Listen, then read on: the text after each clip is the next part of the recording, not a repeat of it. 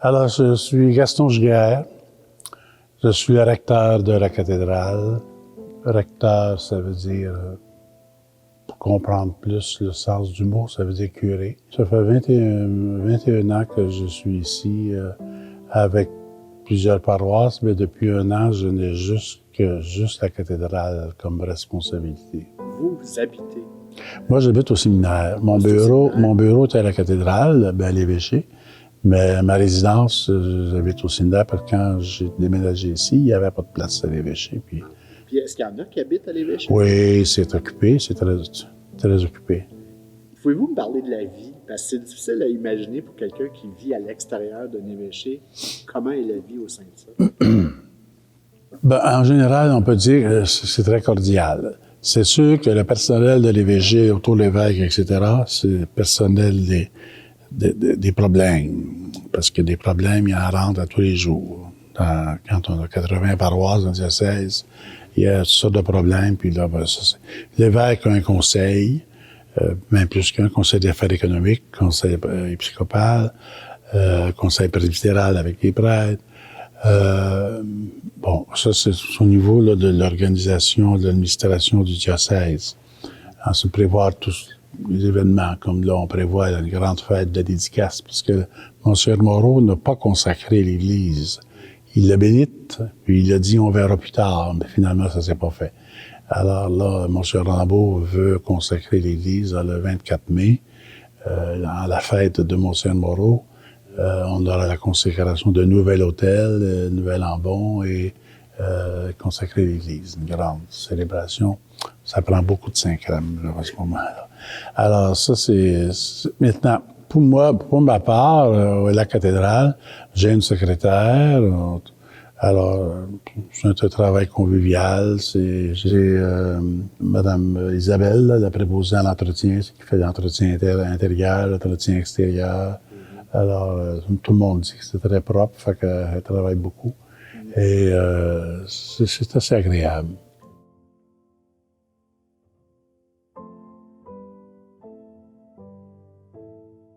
Parlons de la crypte.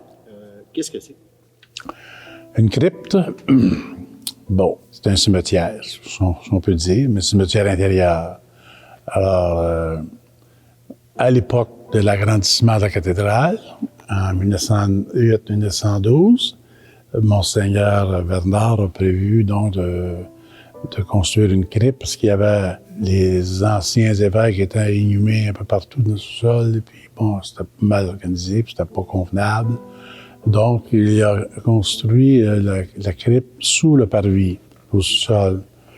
Tous les évêques, sauf Monseigneur Moreau qui est dans la cathédrale ici, mais tous les autres évêques sont inhumés dans la crypte.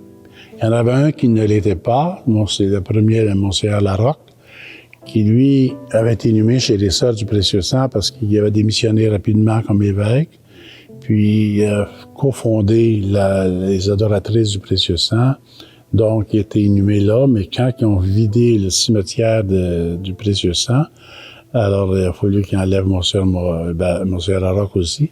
Alors là, c'est là qu'on a transporté Monseigneur Larocque dans la crypte ici. Pourquoi on fait ça? Est-ce que c'est une tradition européenne?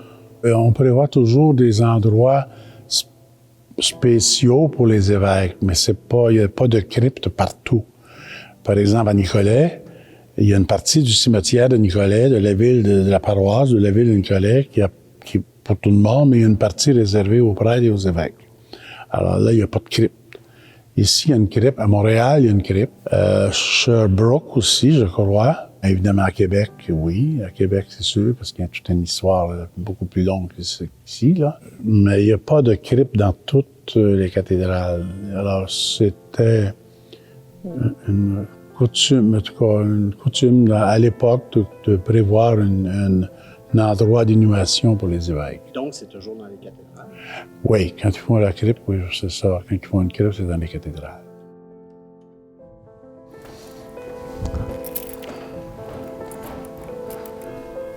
Bonjour, ma sœur.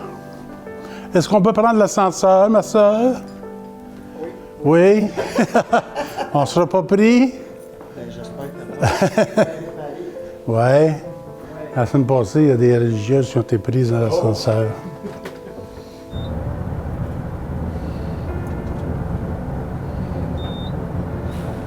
Bon, on est rendu, je pense. Sous-sol, on monte.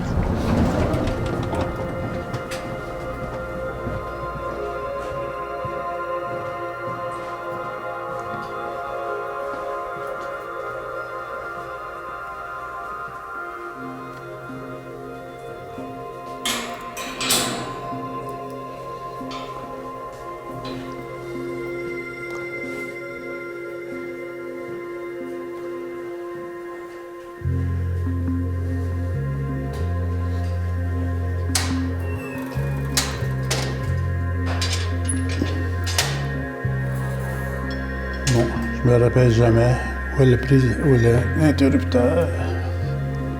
Voilà, c'est tout ce qu'on a comme lumière ici. Tu sais, mon cher Moreau était ici. Ils sont scellés derrière la mer. Ben, il y a un mur de briques. OK. Y a-t-il une raison pourquoi on l'ouvre pas pour le public puis on regarde Ben, ça? c'est parce que c'est pas facile d'accès. C'est pas facile d'accès. Il y a une porte à l'extérieur, là, mais on n'a pas organisé là, la sécurité, puis en tout cas, c'est une question de sécurité, puis pas facile d'accès. Alors, on y va quand on a des groupes, quand ils sont accompagnés par quelqu'un de nous autres, ça va. Mais à part ça, C'est ça, c'est occasionnel.